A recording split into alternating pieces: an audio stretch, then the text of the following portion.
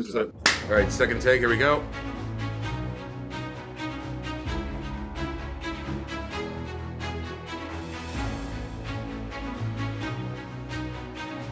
Thank you so much for taking time to speak with us and chat about A Breed Apart. We're so excited.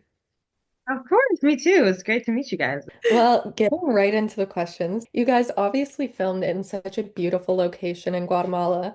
Mhm. Obviously, when you're filming on location and especially in a jungle, there can be some challenges. So I'm wondering, what are some challenges that you guys faced, and what are you proud of yourself and the team for overcoming? Good question. There are a couple of things that stand out to me. For starters, unfamiliar roads and also not speaking the language of, at least I didn't, of a lot of the people there. So one day when we were headed to set, like winding roads, and we had to go to this jungle location, we got like the car that was full of the cast got completely lost. So we were just like in purgatory for like I want to say over an hour, which obviously set our day back. Luckily, that didn't happen again. But like, things like that where we're on location, we don't know where we are, like things like that can happen. Also just working with dogs. Surprisingly, Guatemala has tons of dogs. So oftentimes a random dog would just like wander onto set while we like have like, things going on, like explosions or just different action pieces going on, and we don't want to hurt this dog or get him confused with our dogs. Like it was just like dog all over. So that's another thing that comes to mind. Yeah, I mean, probably not the best for filming, but like Right. sounds like a dream otherwise for Yes, dogs to disappear. exactly. Yeah, for me personally and the cast, we were like, this is awesome. Like we're just getting to know different dogs every single day and cats. Like there was also there was this really lovely little kitten that was in one of the locations. So she was just like there every day. And like these animals don't necessarily belong to anyone, so we would get like attached and that would always be tough. But yeah. Definitely. Well, I love that. I'd just be hanging out in a corner, petting the dogs. That's where they come. Exactly. That's literally what me, Ginny, and Grace, that's what all of us were doing. But specifically me and Ginny, we had like our favorite big dog. He wasn't even in the movie, but like he was kind of like the leader of everyone. So he would always be there every single day off to the side, and me and Ginny would just like pet him all day long. It was the best. That's perfect. I love that. I wanted to ask specifically about us being speaking of the dogs. The scene that your character and Grace Caroline Curry's character are in, when you're outside the dog cages, this is the two of you, and then you also run into the puppy dog. I wanted to ask how that was all shot because was the dogs used all for all of those scenes? Did you have to kind of pretend the dogs were there in some parts of that? I'm just curious on how logistically that was shot. Right, that's such a good question. Well, we did first try with an actual puppy, but that was really tough because the poor thing, he was scared and didn't want to do it. So every time we would like put him on me and try to make him bite me, he was literally like, no. So we just ended up doing it with like a green screen bundle. Like they bundled up like a green screen, like I guess blanket and taped it together to be like the shape of a puppy. And I had to like wrestle with that. So I definitely had to use my imagination there of like, okay, this is a dog right now, not like a green blanket. That would be so hard. I feel like so out of sight, out of mind because I'd be like, this is not Right. natural to a dog. I know, right? No, yeah, it definitely takes some like imagination and like locking in for sure. I also wanted to ask you, since all the groups of influencers have very different personalities, they're all bringing different sides to this film with what their channels are about. So I wanted to ask, what was your favorite part of working with this ensemble cast and learning about each other's own personalities and what you were bringing to set individually? That's such a good question.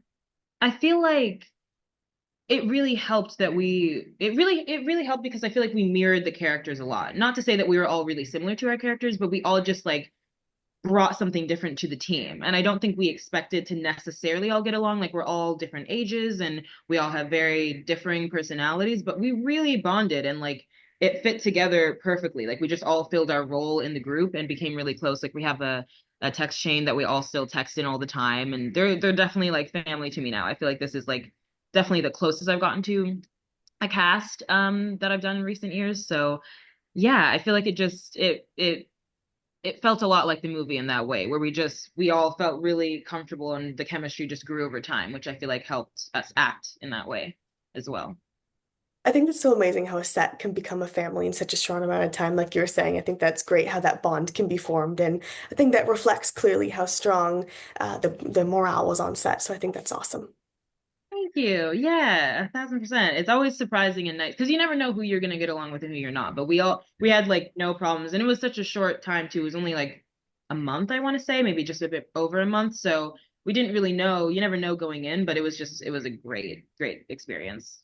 I want to talk more about your character. Obviously, she's gone through a lot. She has a lot going on in her YouTube life, but obviously throughout this film. So I'm wondering what aspect of her personality surprised you the most as you were developing her character on screen? That's a good question. I feel like I was surprised by the fight she had in her. I think it's kind of unassuming. Like she's the youngest there and she seems I mean, she's really smart, obviously, but just based on what she does, she's like a MacGyver, she's crafty, she's creative. But I don't know, I didn't expect her to be as tough as she is. Like I feel like by the end, she's swinging her thing. She's fighting for her life and I just thought she'd be easy to go down, but no, I really found her like desire to live and we all came up with like character motivations and family backgrounds for all of our characters and everything, so I was like, yeah, she has a lot to live for and she really wants to make it off of this island and she's not just like your basic influencer who's just doing it for likes and clicks. Like I feel like she really cares about what she does and she really is making a living for herself, so yeah. Definitely. It's always so great to see such a strong female character on Yeah. screen, and especially when you don't expect it from them too. Right, 1,000%. And I do feel like that's what like all the women in this movie ended up being, which I loved. That's part of what I really loved about the script. I want to talk about the DIY side of your character too, because obviously she has so many great little nifty skills that she has. But I'm curious Huh. yourself, what is a skill someone might be surprised to know that you have in real life? Hmm.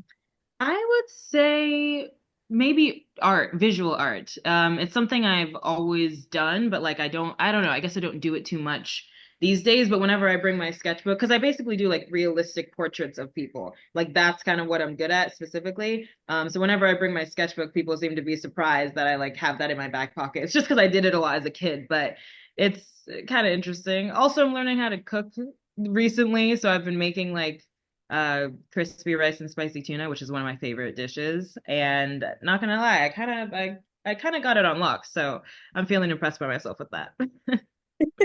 Visual arts, I've always been so jealous of anyone who is a good artist because I can maybe get a stick figure down, and that's about it.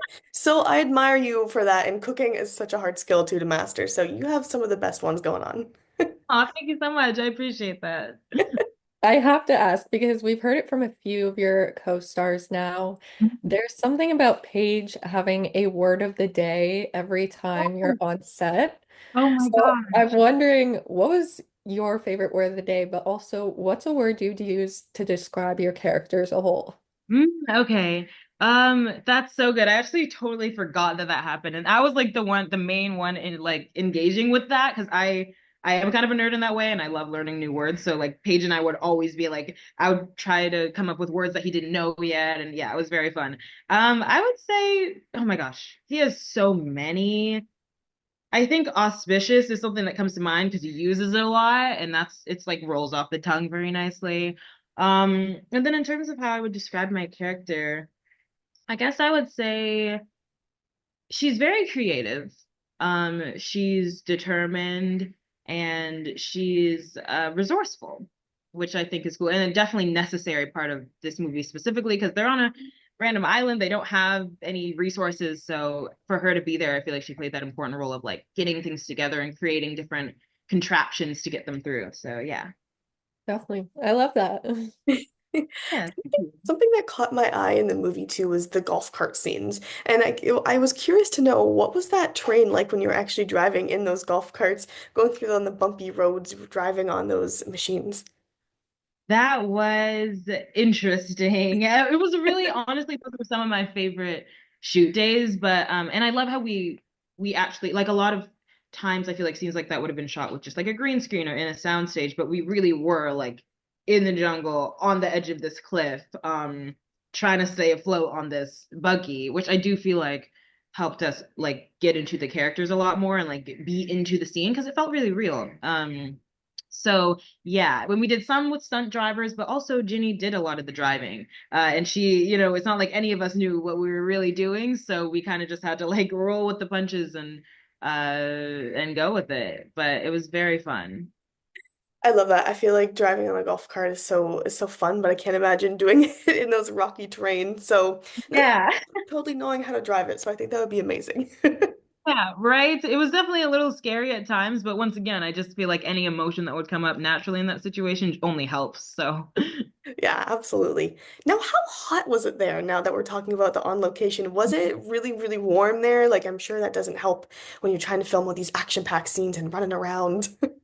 right, that's such a good point. It was hot, but nothing too crazy because it wasn't like the dead of summer. We were filmed it in like the spring, so I feel like it was like chillier during the mornings, then it would get really hot during the day, and then get cooler again at night. But it was manageable, and if we ever got too hot, we would just go and like they always had some great location for us to like go chill and like we would play dice and do things. So yeah, there was always good moments for us to cool down.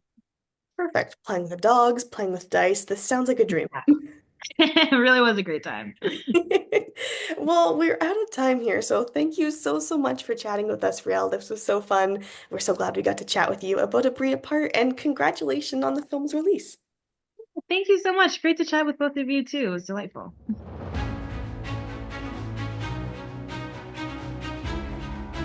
We are so happy to be here chatting with you about A Breed Apart. Thank you so, so much for sharing your time with us today, Paige.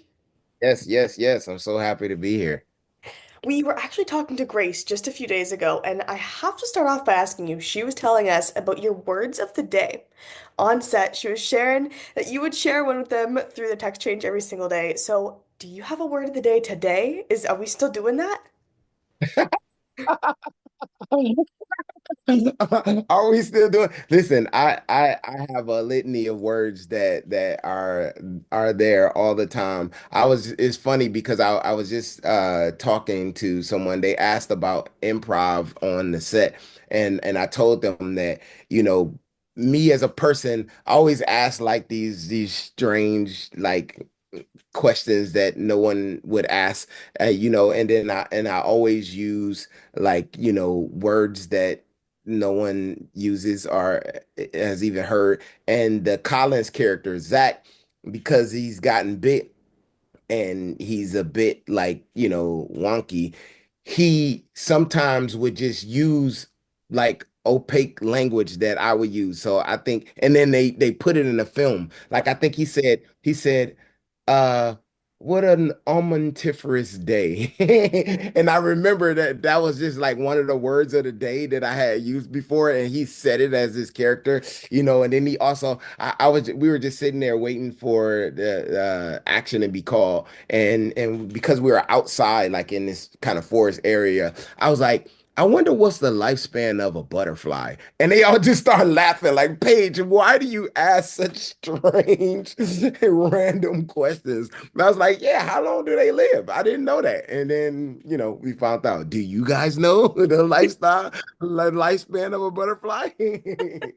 That's a very valid question. You know what? I think It I is. can figure that out now too. It's around 2 weeks if he's lucky. Oh, wow. I feel like Yeah, I see, I had no clue. That's low-key kind of sad, but hey, the more you know. It's kind of sad. No, well, listen, he was a caterpillar before, and then he got to live his best life for like it's butterflies are ephemeral. There's a word for you. They're evanescent. They kind of they don't last long. So, but they get to be beautiful and fly for a short period of time. So that's pretty cool. They could have just been a caterpillar, just on the ground for their whole life. very true. You know what? I said to Grace, I'll say it again. I feel smarter. We've only been in the same room as you for 2 minutes, and I feel smarter already. I do what I can, Nicole. I want to bring it back to your character because he's such a positive guy, but he also is an aspiring musician, which I love. How has your personal music career helped kind of shape this character for you? Oh, interesting. Well, because I am a rapper, so that part of it came very easy to me. So when they brought the Stacking Clucks song to me, like, I was able to grasp it pretty quickly and be able to do it and doing the music video with all of the animals, the farm animals. That was really fun. And so I think I like already had that kind of swag and charisma to me because I have that aspect to me. And so I think that was helpful. Nicole and I was just talking about when we're going to get a full album for that character on Spotify. Well, I don't know when Big Farmer Jay's album is dropping, but Paige Kennedy's self-album is dropping May 16th, the day that A Breed Apart comes out. And so you can hear me and all of my fun times in just a couple days. I also have a song on in the movie, the first song of the first scene called Speed that is in there, so that'll be on the soundtrack as well. Definitely. And keeping it related to your personal music, what do you think that Big Farmer Jay's favorite song of yours would be? Well, I think his favorite song of mine would be Speed, the song that is in the movie, because like the feel of it is a high octane feel with a good beat and it moves and the style of it is current and it like is concomitant with the theme of the movie, like with these dogs that are running so fast at you. And the song is called Speed, and it's like speed, speed. I'm a running faster than you need. I'm the GOAT, period. Bleed, bleed. I'm eating good, don't want no chicken feed. That's what we call speed. What? I feel Yeah, like we so should pay you for the mini I was gonna concert with you say guys. concert time. yeah. So I think he would like the speed joint. I think you would too. I agree. Now, after the Meg and the Meg 2, I thought we'd get you away from these high pressure water situations, but we're now finding you again surrounded by water on this island. But I wanted to chat about stunts to that extent because obviously your character goes through so many different physical elements in this film too. So I wanted to ask you what went into prepping for those. Did stunt double situation, did you do all the stunts in this film? Well, I did not do all the stunts in this film because I am afraid of heights. And I was not jumping off that precipitous cliff that they had for me. There was no way. Listen, I had to call them immediately. Like when I read that, I was like, all right, so let me see here. I see here that it says that I'm on the hold on, let me turn the page and make sure okay, I'm not gonna be doing that. And so they definitely had to have the stunt guy do that part because I was not about to jump off no cliff. They already had me in the damn water, which, listen, the water ended up being fine, like once I got in there, but doing the Meg, I am traumatized about filming in water, and so I think I like made myself. Yeah, I had perturbation about getting in that water because of past experiences, but it was fine. Yeah, and I want to speak on that more. You guys obviously filmed in such a beautiful location, but obviously, when filming in a jungle or even on location, there can be some challenges. So I'm wondering for you as an actor, but also the crew, what are you proud of the team for overcoming with any challenges that might have come your way? Well, I'm going to put that on myself Go because ahead. uh we were shooting this scene and it was this big beautiful house and they had cobblestone steps to they were individual cobblestone steps that you had to walk up to, and there was a lot of them.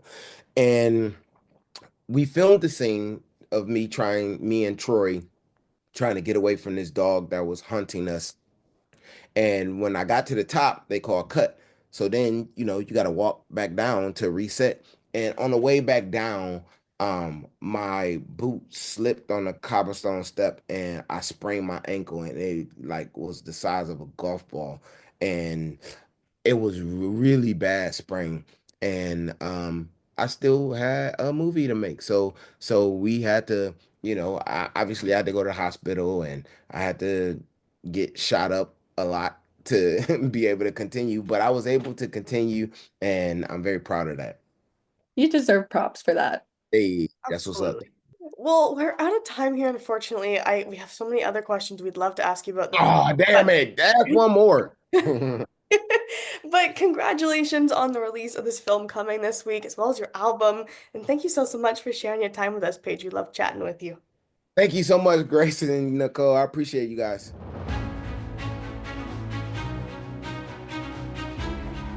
Hey, Nathan. Hey, Griff. How y'all doing? Good, how are you guys? We're doing great. Good.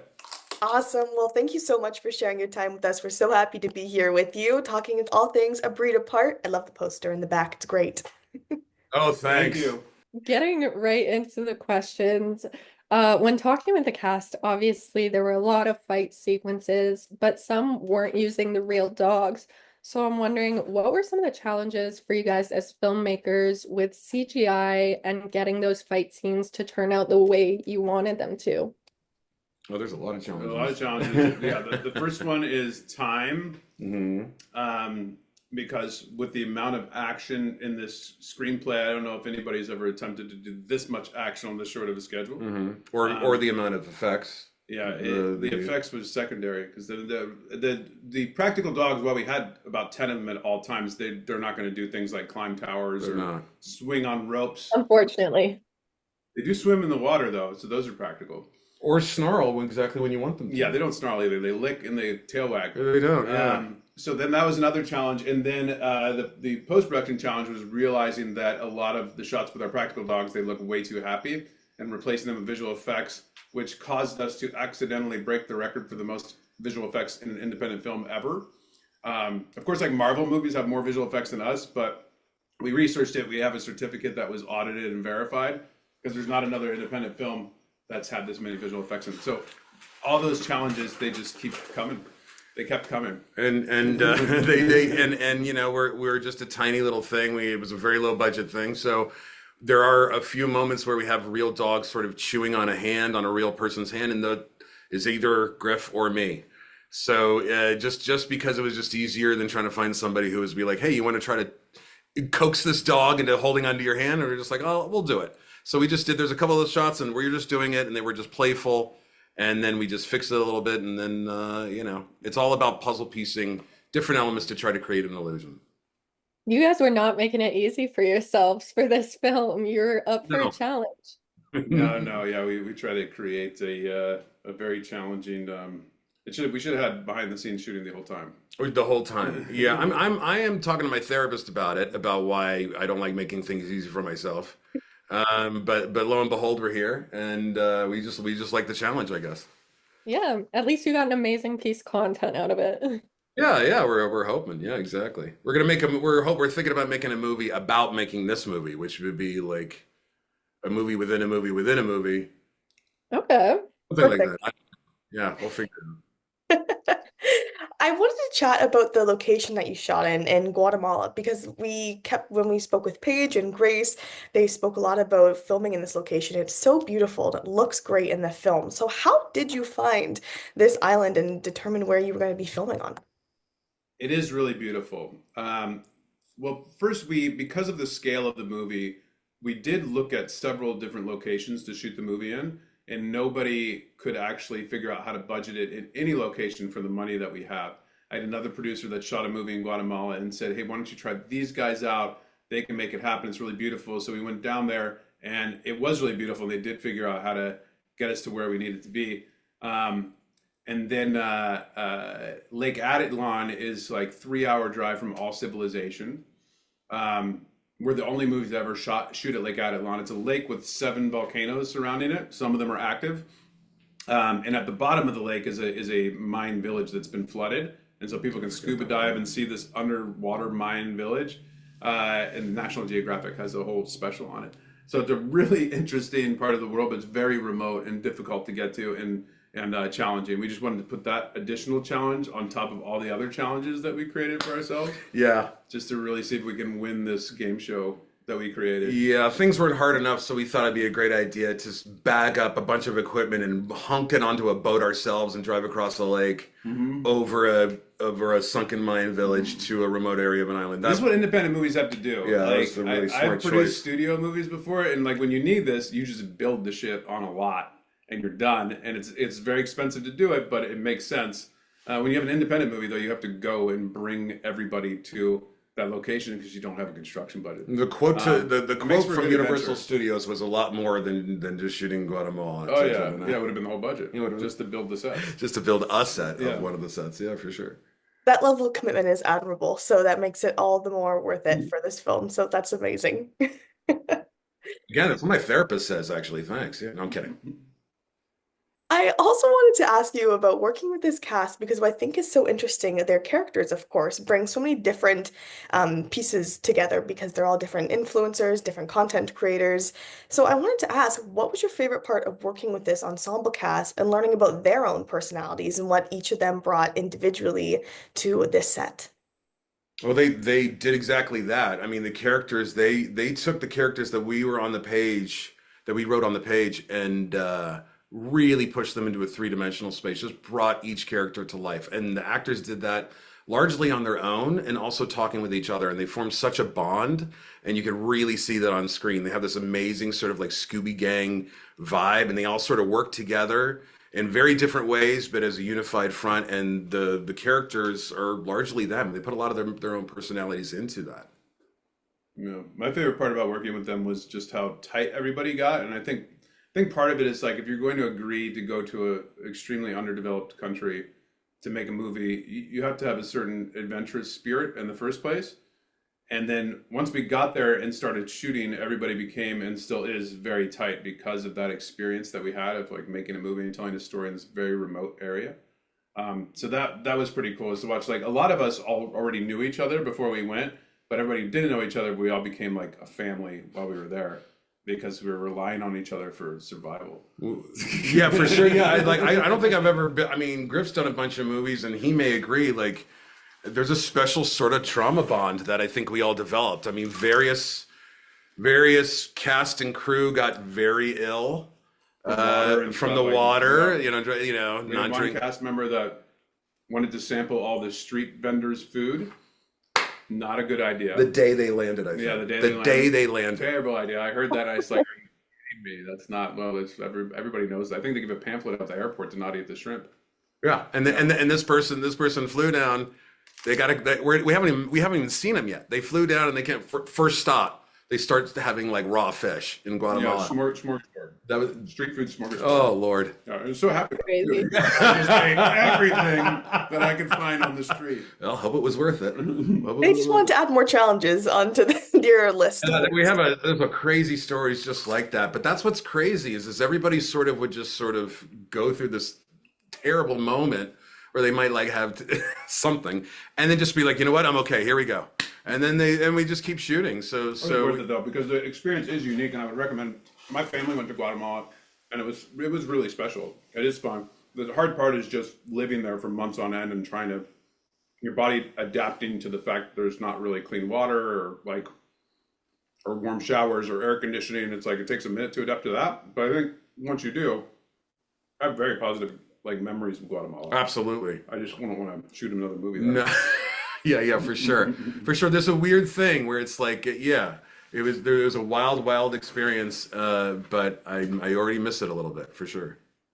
Well, I think, Yeah. like you said, it so clearly is reflected on screen that they're like a family. Everyone's like a family in this film. And Grace and Paige and Riele, they all said the same thing when we spoke to them, that some of their first things was it was like a family working on this film. So I think that's so clear. And so congratulations on all that, because I think that's amazing accomplishment, even just to have that on screen so clearly. Oh, Thank you. thanks. Yeah, I think we try to create that energy on a movie set, you know, because it can be grueling at times. So when everybody supports each other and likes each other, it makes it tolerable and even enjoyable.